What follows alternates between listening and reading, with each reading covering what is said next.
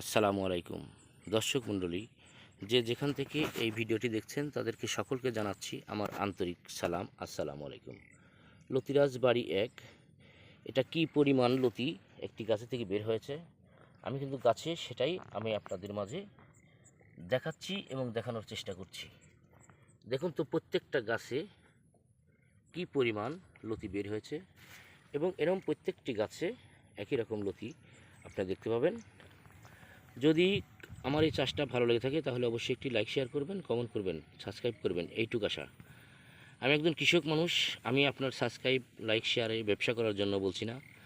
আমি আপনাদের পাশে একজন কৃষক হয়ে নানান ধরনের কৃষি চাষের কৃষি পণ্যের কথাটা তুলে ধরতে পারি, সেই জন্য আমি বলছি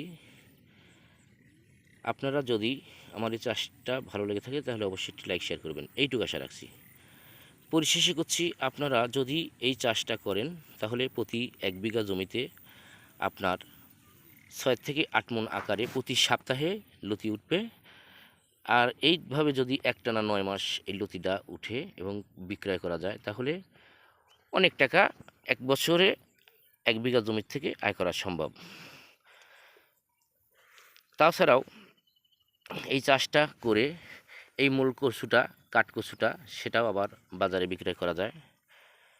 তাই বলছি, যদি আপনি এই চাষটা করতে চান তাহলে আপনি অনেক লাভবান হবেন।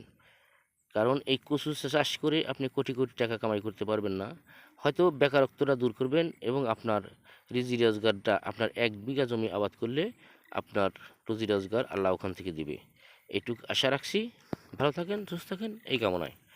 আল্লাহ হাফেজ।